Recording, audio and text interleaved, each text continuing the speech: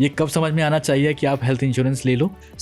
Health की बात अगर की जाए, जनरली लोग ये सोचते हैं कि जब बीमारी आएगी तब हम ले लेंगे, बट तब इंश्योरेंस कंपनी पॉलिसी नहीं देगी। अगर किसी के फर्स्ट टाइम लेना है हेल्थ इंश्योरेंस, तो क्या कुछ देखकर आपको लेना चाहिए हेल्थ इंश्योरेंस? अब हेल्थ इंश्योरेंस आपका जनरली इन पेशेंट डिपार्टमेंट मतलब हॉस्पिटलाइजेशन कवर करते हैं। उसके ऊपर बहुत सारी वैल्यू एडेड सर्विसेज होती हैं। आपको ओपीडी कवरेज चाहिए, आपको मटर्निटी कवरेज चाहिए, आपको जिम मेंबरशिप चाहिए, आप बहुत एक्टिव लाइफस्टाइल रखते हैं, ठीक है, आप डेली 10,000 स्टेप्स वॉक करते हैं, तो कुछ ऐसी पॉलिसीज भी हैं कि वो वॉक करने पे आपको डिस्काउंट देती हैं। टर्म इंश्योरेंस सेलेक्ट करते वक्त किन बातों का ध्यान रखना चाहिए? 1 करोड़ 20 लाख से 1.5 करोड़ तक का इंश्योरेंस होना चाहिए। अब मैं आपसे सवाल अगर पूछूं कि टर्म इंश्योरेंस बेटर है या लाइफ इंश्योरेंस बेटर है, तो आप क्या कहोगे? सबसे पहले बात करते हैं, क्योंकि हेल्थ बहुत ज़्यादा अगर आप देखेंगे तो इम्पॉर्टेंट होती है किसी के लिए भी। हर कोई बात करता है कि अपनी हेल्थ का ध्यान रखो जी। और हमारे यहाँ इंडिया में जो हेल्थ सर्विसेज हैं वो बहुत ज़्यादा कॉस्टली भी हैं। अगर आप बाहर जाते हो कहीं पे भी हॉस्पिटल में या फिर डॉक्टर के पास, तो काफ़ी ज़्यादा एक्सपेंसिव चीज़ है, मेडिसिन बहुत महंगी होती हैं। ऐसे में समझ में ये आता है कि हेल्थ इंश्योरेंस ले लो। ये कब समझ में आना चाहिए कि आप हेल्थ इंश्योरेंस ले लो? ये एक इम्पोर्टेंट सवाल है। और कौन सा हेल्थ इंश्योरेंस लेना, किन चीज़ों को देखकर लेना चाहिए? देखिए, वो कहते हैं ना, prevention is better than cure, but कितने लोग एक्चुअली में इसको मानते हैं? प्रिवेंटिव हेल्थ चेकअप भी कितने लोग कराते हैं? अगर आप ये सोच लें कि हम हर साल में कोई रेगुलर हेल्थ चेकअप कराते हैं, 6 महीने में एक बार बोला जाता है कि टेस्ट कराओ, बट हम नहीं कराते। वो हमारे घर में होता है ना कि अगर हम टेस्ट कराएंगे तो कुछ ना कुछ निकल आएगा तो फिर उसका इलाज करना पड़ेगा। कहते हैं ना कि डेंटिस्ट के पास जाना है, जब तक पूरी तरीके से दर्द नहीं होगी ना, हम डेंटिस्ट के पास भी नहीं जाते हैं। तो जो हमें छोटी सी कैविटी निकालनी होती है, उसकी जगह पे रूट कनाल करना पड़ता है या दांत एक्सट्रैक्ट करना पड़ता है। तो बिल्कुल इमरजेंसी सिचुएशन में इसको विटामिन और पेन किलर भी आप कह सकते हैं। विटामिन हम नहीं लेते, हम पेन किलर्स लेते हैं। सो हेल्थ की बात अगर की जाए, जनरली लोग ये सोचते हैं कि जब बीमारी आएगी तब हम ले लेंगे, बट तब इंश्योरेंस कंपनी पॉलिसी नहीं देगी, बिकॉज इंश्योरेंस कंपनी भी एक बिजनेस रन कर रही है। उनको पता है कि आपका क्लेम आने वाला है, तो आपको पॉलिसी क्यों देंगे? सो हेल्थ इंश्योरेंस जितनी जल्दी होना चाहिए उतनी जल्दी हमें लेना चाहिए। 2-3 रीजंस है इसके पीछे।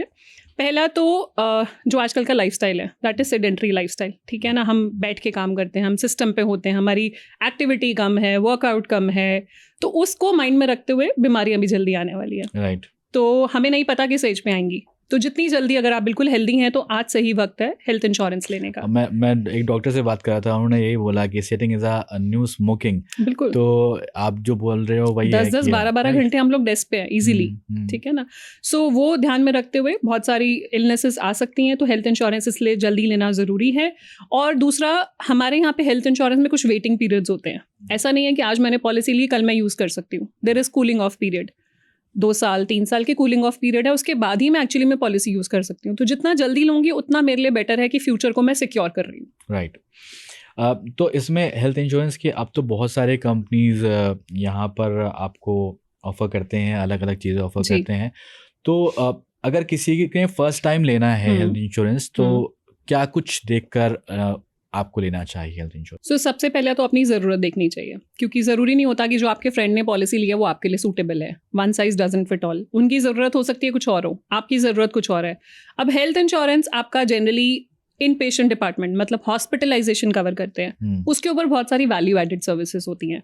आपको ओपीडी कवरेज चाहिए, आपको मटर्निटी कवरेज चाहिए, आपको जिम मेंबरशिप चाहिए, आप बहुत एक्टिव लाइफस्टाइल रखते हैं, ठीक है, आप डेली 10,000 स्टेप्स वॉक करते हैं, तो कुछ ऐसी पॉलिसीज भी हैं कि वो वॉक करने पे आपको डिस्काउंट देती हैं। अच्छा। तो आप उस टाइप की पॉलिसीज भी चूज कर सकते हैं, तो आपकी ज़रूरत पे डिपेंड करता है। और दूसरा, जब भी हेल्थ इंश्योरेंस ले रहे हैं कुछ पॉइंट्स ध्यान में रखने ज़रूरी है कि एडिक्वेट सम एश्योर्ड हो। मतलब सम एश्योर्ड इतना हो कि जैसे आपने बोला कि ट्रीटमेंट कॉस्ट बढ़ रही है, तो यहाँ पे भी इन्फ्लेशन बहुत ज़्यादा है, 14% की हेल्थ इन्फ्लेशन है। तो जो ट्रीटमेंट कॉस्ट आज है वो 6 साल 7 साल में डबल होने वाली है। और मॉडर्न ट्रीटमेंट्स, रोबोटिक सर्जरीज आप देख रहे हैं जो हॉस्पिटल्स में रोबोटिक सब इंस्टॉल्ड है, तो ट्रीटमेंट कॉस्ट ऑलरेडी बहुत बढ़ चुकी है और आने वाले टाइम में बढ़ेगी। तो आज 5-10 लाख की पॉलिसी एडिक्वेट नहीं होगी, एडिक्वेट सम एश्योर्ड हो।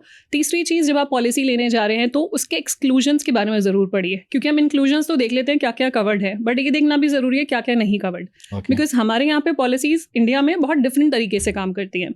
बहुत बारी ऐसा होता है कि we have lot of NRI clients also. जब उनसे बात होती है तो उनका एक्सपीरियंस काफ़ी डिफरेंट होता है हेल्थ इंश्योरेंस को लेके, कि हम तो सिर्फ क्लिनिक में जाते हैं, दवाई की कॉस्ट, डॉक्टर की कॉस्ट, फिजियोथेरेपी की कॉस्ट, सब कुछ वो दे देते हैं। बट यहाँ पे ऐसा काम नहीं करता, यहाँ पे बहुत सारे एक्सक्लूजन्स भी हैं, वो हमें समझना ज़रूरी है, बिकॉज एक ये लॉन्ग टर्म कॉन्ट्रैक्ट है। ये Right. टीवी फ्रिज ऐसी नहीं है कि ले लिया कोई बात नहीं रिप्लेस कर लेंगे। सही बात हेल्थ है। इंश्योरेंस आपको आज नहीं जरूरत पड़ेगी, 10 साल 15 साल बाद जरूरत वो पड़ेगी। ऑब्वियस सी बात है, वो किसी को पता ही नहीं है कि कब आप बीमार और हो जब जाओगे, आपकी जरूरत बॉडी पड़ी और निकल उस टाइम पे हमें उस टाइम पे ये शॉक लगेगा, अच्छा ये तो कवर्ड ही नहीं था, ये तो मुझे पता ही नहीं था। तो इट्स बेटर कि आज ही पूरा बहुत सिंप्लीफाइड तरीके से इंश्योरेंस पॉलिसीज अपना कस्टमर इन्फॉर्मेशन शीट निकालती हैं। CIS को पढ़िए, देखिए क्या कवर्ड है क्या कवर्ड नहीं है। और सबसे इंपॉर्टेंट बात, जब भी हेल्थ इंश्योरेंस लेने जा रहे हैं उनको अपनी लाइफस्टाइल हैबिट्स, स्मोकर हैं नॉन स्मोकर हैं, अल्कोहल लेते हैं नहीं लेते हैं, या आपकी मेडिकल कंडीशंस कि आप कोई मेडिसिन लेते हैं, पास्ट में कोई हॉस्पिटलाइजेशन हुआ है, ये सब बताना बहुत ज़रूरी है। मैंने कोई 10 लाख रुपए का एक हेल्थ इंश्योरेंस लिया और मैं हर साल उसको रिन्यू नहीं कर रहा हूँ, उसका प्रीमियम नहीं भर पा रहा हूँ, 2-3 साल बाद मैंने छोड़ दिया, तो उसका क्या नुकसान है? देखिए, हेल्थ इंश्योरेंस जो है वो ईयरली कॉन्ट्रैक्ट है। अगर आपने उसका प्रीमियम नहीं भरा तो पॉलिसी खत्म। तो जैसे हम बात कर रहे थे कूलिंग ऑफ वेटिंग पीरियड्स की, वो हमें फिर से शुरू करने पड़ेंगे। ओके। मान लीजिए मैंने 3 साल 4 साल पॉलिसी चलाई, किसी कारणवश मैं नहीं चला पाई आगे, तो मैंने वेटिंग पीरियड ऑलरेडी सर्व कर लिए थे। अब मेरी पॉलिसी फुली कवर्ड थी, मेरे को ज़रूरत पड़ती तो मैं क्लेम कर सकती थी। अब मैं फिर से पॉलिसी लूँगी तो मेरे को फिर से वेटिंग पीरियड सर्व करने पड़ेंगे। और हो सकता है आज मेरी हेल्थ कंडीशन सेम ना हो जो 4 साल पहले थी, तो मुझे पॉलिसी मिले नहीं मिले, प्रीमियम ज़्यादा चार्ज होगा, वो सब हो सकता है। जो आप बोल रहे थे कि जो कई बार आप देखते हो कि क्या चीज़ कवर नहीं है, आपको जब कोई भी इंश्योरेंस अगर बेच रहा है, हेल्थ इंश्योरेंस बेच रहा है, जी। तो उसमें बहुत सारे सिर्फ प्लस पॉइंट्स ही बताते हैं कि आपको ये मिल जाएगा, ये मिल जाएगा, ये मिल जाएगा। क्या चीज़ हिडन होती है वो आपको नहीं बताई जाती है, आप पूछोगे भी तो नहीं बताएंगे वो।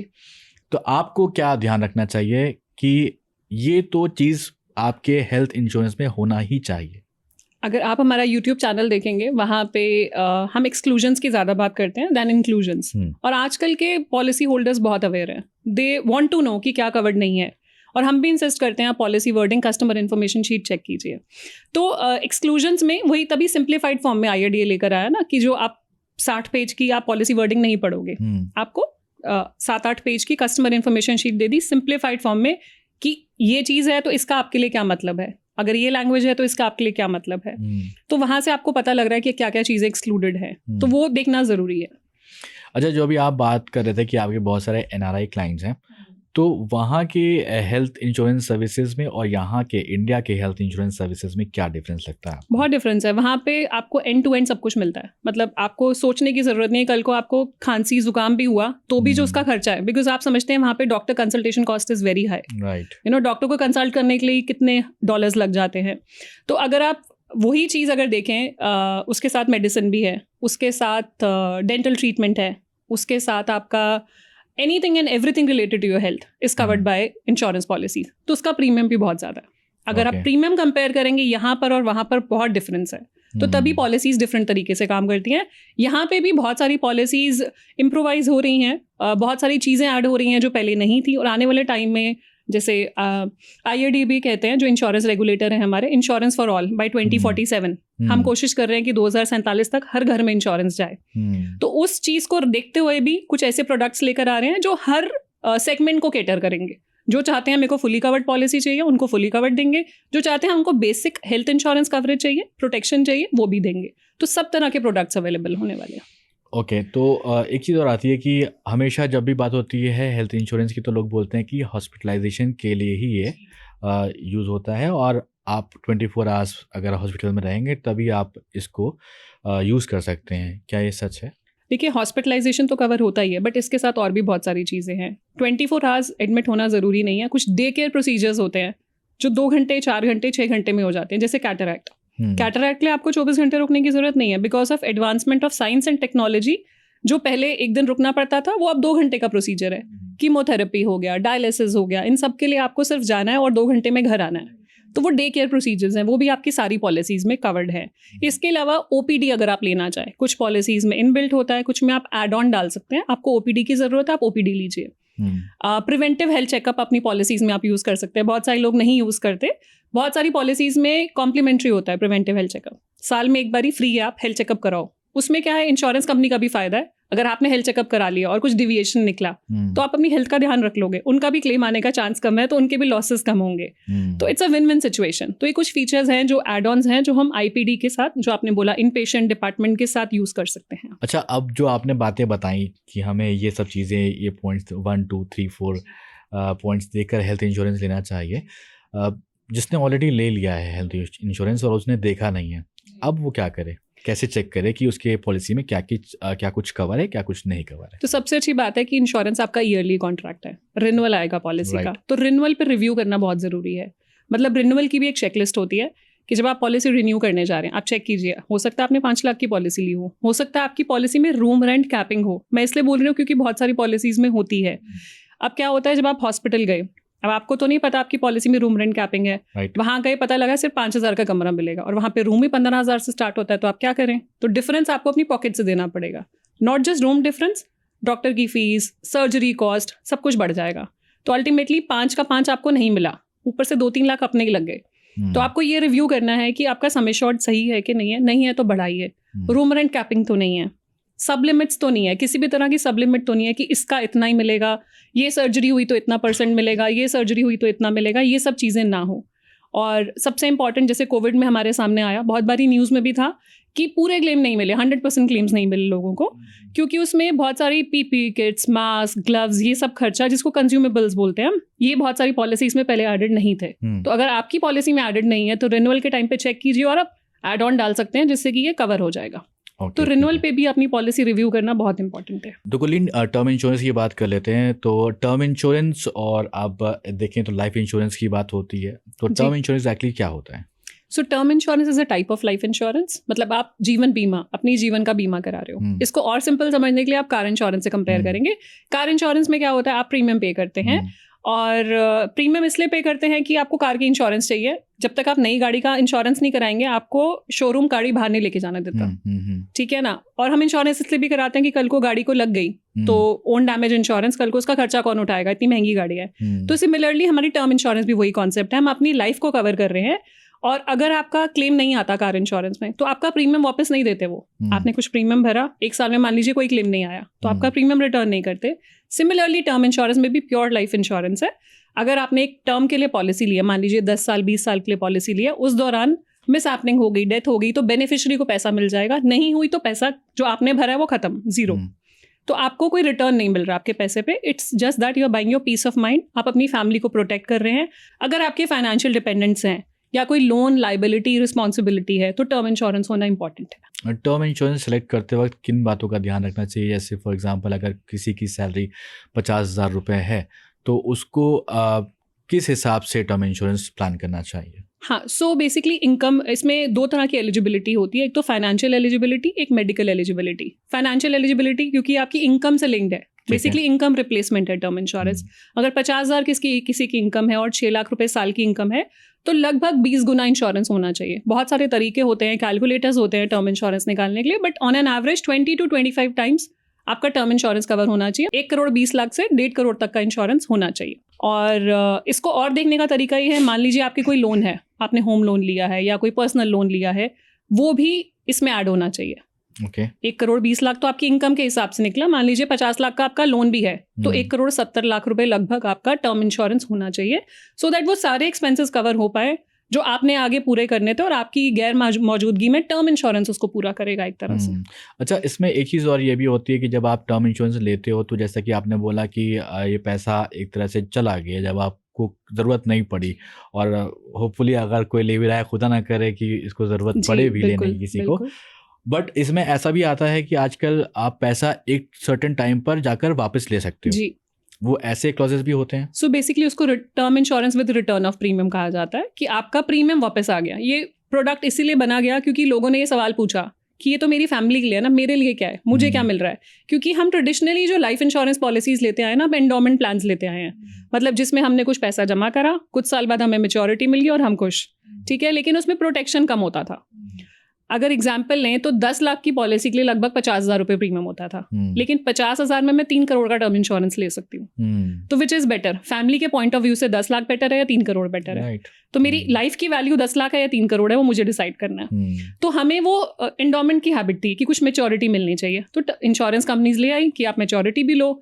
तो मैच्योरिटी में क्या होता है कि एक तो आपका प्रोटेक्शन है, साथ में अगर कुछ नहीं हुआ तो आपका प्रीमियम आपको वापस दे देंगे हम। ओके, उसमें कोई भी आप को इंटरेस्ट मिलेगा उसमें? हाँ, मतलब लगभग वो 4 से 5% इंटरेस्ट वाली पॉलिसीज होती हैं।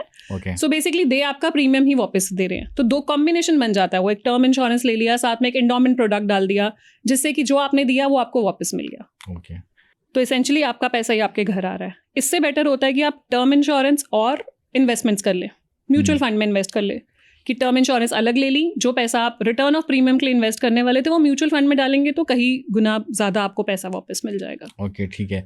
और लाइफ इंश्योरेंस और टर्म इंश्योरेंस में वैसे तो आपने समझा दिया कि क्या फ़र्क होता है, लेकिन अगर हम सिंपल भाषा में एक लाइन में समझने की कोशिश करें तो ये क्या फ़र्क होता है? टर्म इंश्योरेंस एक लाइफ इंश्योरेंस का ही पार्ट है। मतलब different types of life insurances होती हैं। कोई होती है एंडोमेंट, मनी बैक। तो टर्म इंश्योरेंस एक तरीका है लाइफ इंश्योरेंस का, टाइप ऑफ लाइफ इंश्योरेंस है बस। अब मैं आपसे सवाल अगर पूछूं कि टर्म इंश्योरेंस बेटर है या लाइफ इंश्योरेंस बेटर है तो आप क्या कहोगे? देखिए, लाइफ इंश्योरेंस जब हम बोल रहे हैं तो एंडोमेंट प्रोडक्ट बोल रहे हैं कि जहाँ पे कुछ रिटर्न आ रहा है, अगर हम वो बात कर रहे हैं तो दोनों में अगर कंपेयर करेंगे, टर्म इंश्योरेंस में आपको ज़्यादा कवर मिल रहा है, लाइफ इंश्योरेंस में उसी प्रीमियम में कम कवर मिल रहा है। लाइफ इंश्योरेंस आपको सेविंग्स दे रही है, ठीक है, 4-5%, 6% से आपका पैसा आपको ग्रो करके दे देंगे। टर्म इंश्योरेंस में ग्रोथ नहीं हो रही, बट फैमिली का पीस ऑफ माइंड फैमिली को मिल रहा है। तो आपको चूज करना है कि आपको प्रोटेक्शन ज़्यादा चाहिए या आपको 4-5% पैसा अपना रखना है। तो वो आपको डिसाइड करना है। मेरे हिसाब से term insurance should be the priority अगर आप फैमिली को प्रोटेक्ट करना चाह रहे हैं, और साथ में सेविंग करने के लिए then you can think of saving plans. तो बहुत सारे सेविंग प्लान्स भी आते हैं, LIC के भी बहुत सारे जी, डिफरेंट जी। प्लान्स हैं। तो अगर किसी का 5 साल का बच्चा है और उसको अपने बच्चे के लिए, फ्यूचर के लिए कुछ इन्वेस्ट करना है तो उसके लिए क्या सही तरीका होना चाहिए? सो अगेन डिपेंड करता है कि उनका क्या रिस्क टेकिंग एपेटाइट है, कितने टाइम के लिए इन्वेस्ट कर रहे हैं। 5 साल का बच्चा है तो मैं समझती हूँ अगर हायर एजुकेशन के लिए इन्वेस्ट कर रहे हैं तो कम से कम 13-15 साल के लिए वो इन्वेस्ट करेंगे।